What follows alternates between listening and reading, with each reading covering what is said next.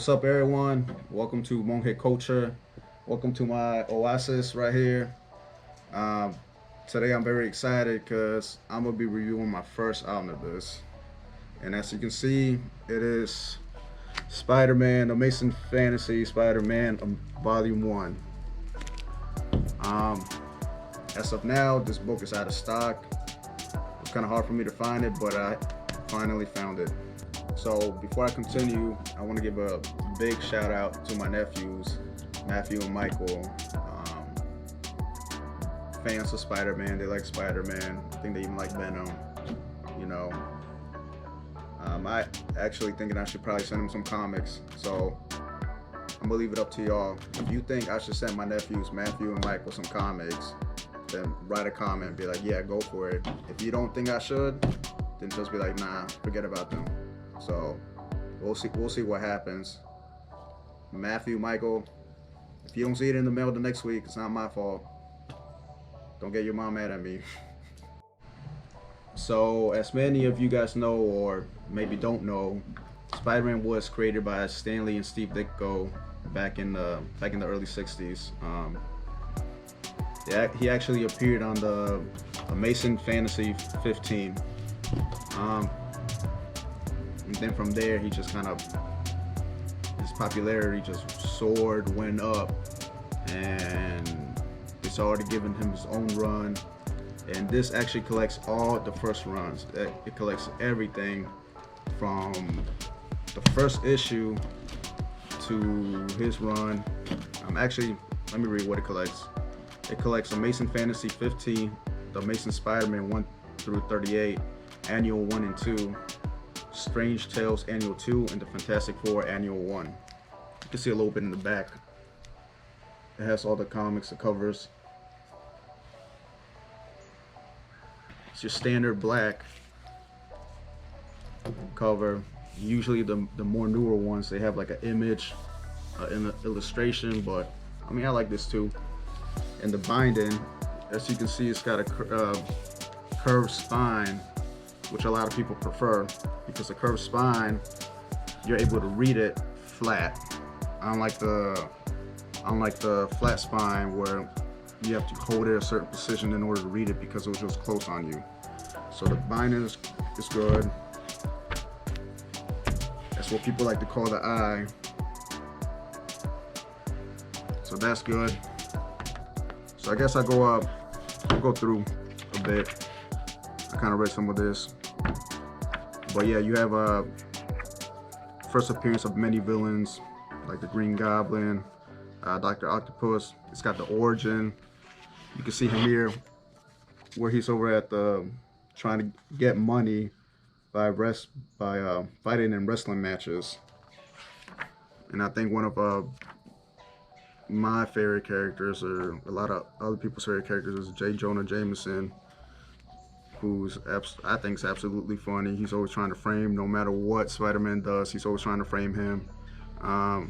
There's been many times he's in trouble, or his family's in trouble, or the Bugle's in trouble, and Spider-Man comes and saves the day, and he's just like, it was planned, Spider-Man planned it just so he can, look good, blah, blah, blah.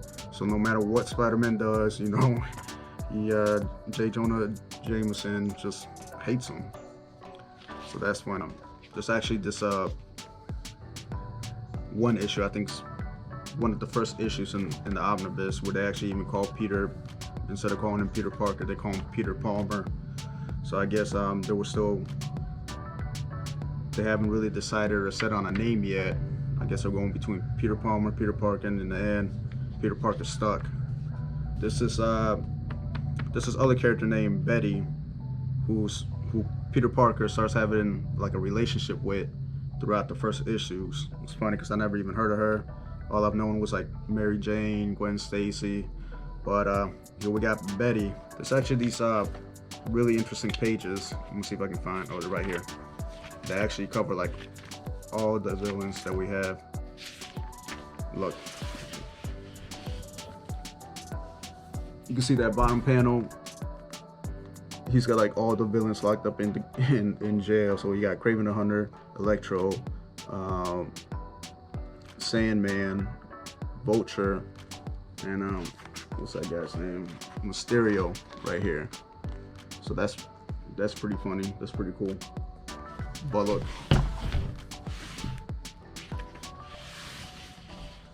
you know, they show some of the villains right here: the Burglar, Chameleon, Vulture. And they got a little description of them. The Tinkerer, who's in that new Spider-Man movie, or not new, but the first Spider-Man movie with Tom Holland. Sandman, Dr. Octopus, the Lizard, Dr. Doom, the Enforcers, Mysterio. And you can see how like the illustration was way different back in the day, which I don't mind. I actually kind of like it. I think it's pretty cool. I think it's cool looking at all the different illustrations. Alright, so I'm about to go through the Omnibus, show the few pages, but before I do, hit that like, hit that subscribe button, and right here, what we had on the main cover. First issue he's been in. And then here's his origin, like I said earlier, with him wrestling. He's creating his own webs. Then he tries to like go to the Fantastic Four. In this issue, he tries to go into the Fantastic Four. I think he tries to join their team, and they're like, the way he just goes about it, it's kind of wrong, because they think he's an intruder, and he's like, no, I'm just trying to show you how good I am by breaking into the, you know, Fantastic Four house, lab, tower, whatever. Here's the first appearance of the Vulture. You know, a lot different from what we see in the movies. This is a Tinkerer, kind of weird, because he had aliens helping him out throughout this issue. Dr. Octopus, the first appearance.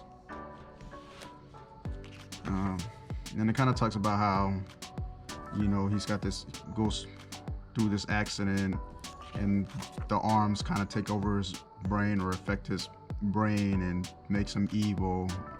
And him being a genius and now evil becomes a real threat for Spider-Man. Sandman, first appearance. Here he is trying to fight the Human Torch. Dr. Doom, pretty cool. I believe this is the one where he tries to recruit him. Yeah, because he's trying to recruit him because he's like, I'm the most baddest person in the world. How is it that these Fantastic Four are always defeating me? He's like, I must get somebody like Spider-Man on my team. And of course, Spider-Man wants nothing to do with it. And here's Flash. Flash, he's trying to prank Spider-Man. He's trying to scare him. He's trying to scare Peter Parker, not knowing, you know, Peter Parker is Spider-Man. And Dr. Doom sees him, and he's like, here's my chance to get Spider-Man. And he ends up taking the Flash, you know. It's like little funny, goofy stuff like that. They usually did a bunch of stuff like that back in the 60s. Lizard. Vulture again. I guess he's trying to attack J. Jonah Jameson. Some robot here. Electro. Here's that Betty girl that he has a relationship with. Electro, I think I think this is when Electro tries to like free a lot of prisoners, and by freeing them, he expects them to kind of become part of his gang or part of his squad, or, you know, him lead them. The Enforcers, I really haven't read much about them. I'll probably read more soon. Betty again, Dr. Octopus, some giant gorilla, bear, who knows what the heck is going on. Yeah, this is definitely like, that's definitely not Spider-Man, obviously, but who it could be, who knows. Green Goblin, Goofy, Kraven the Hunter. Hopefully we see him in the next movie. That'd be tight. Mysterio. I wonder why he always had these eyes looking thing. I don't know. But yeah, let's go towards the back. We even got Daredevil when he had his yellow suit. This is one of the first issues where yellow Daredevil appears. Green Goblin. I gotta read that issue with Daredevil. Beating up more people. They just don't learn. The Lizard or the Scorpion. The Scorpion. You could see how like the costume throughout the years has gotten a lot better. This just looks like something you bought from like the Halloween store or something, you know. So I'm glad. I mean, you know, Steve Ditko did a great job, you know, bringing this vision to life. But then, you know, other people come, new generations come, and with new talents, newer, different visions, and it's just always improving. That's what I like about, you know, these comics. Betty, yeah, I don't know about that haircut. Green Goblin. So yeah, I mean, you definitely gonna have some fun. Even if you don't like this old illustration from the 60s, you definitely gonna have some fun reading this. Like I said, it's a must for everybody. And it's definitely worth your money. Doctor Strange. I'm gonna go ahead, go towards the back. Oh yeah. Craven, God. These people just don't give up. They just keep on coming. Yeah. This guy, some new guy. So I don't know. Spider-Man probably defeated him quickly because I've never seen him. Never made a comeback, I guess. Yeah, let's go with the extras. This guy, like, I don't know about his outfit. It's kind of weird. But yeah, the letters. Stan Lee. Joe Orlando, whoever that is. Jack Kirby. Well, yeah, I'm pretty sure some of you probably know who all these other people are, but I'm still learning. I'll probably get to it one day. And here's like the covers. I know people usually enjoy. I mean, I enjoy these covers too. Like, look here, Daredevil with, what is that? Like the Ringmaster. Crazy. It's like some goofy villains in the beginning, like I said, but a lot of them evolved and became big threats. And then finally, we got this cover by Alex Ross. So there's a few things I want to address as well in this video. This being my first video, and being a comic review. There's gonna be a few. I think my first few videos are gonna be comic reviews, but like I said in my intro video, I really want to move on to other things, reviewing music, especially Latin music. You know, like artists like Bad Bunny, Anuel. You know, I think they don't get enough YouTube channels that show a lot of love. You know, or that do it well, and I kind of want to do that. So just be patient with me. I'm trying to knock these comics out, or these reviews out quickly. I'm gonna move on to that. And like I said, I got my side projects I'm working on. So just stick with me. We're gonna have fun. We're gonna review a bunch of comics. I know you guys are gonna start loving these comics if you don't already, because these things are fun. I'm telling you, like, I have fun reading them when I'm not busy, when I'm not working, because man, editing, recording, just planning, not even just this, you know, other stuff, other projects, it's very time consuming, but I'm always gonna make time for you guys. I know you guys, I mean, I started just the other day, I'm already getting love, so I appreciate that. So at this time, I wanna say thank you to our sponsors. Just kidding, I don't have any sponsors, but I don't wanna leave, or I don't wanna end on a sad note, so I wanna give some words of encouragement.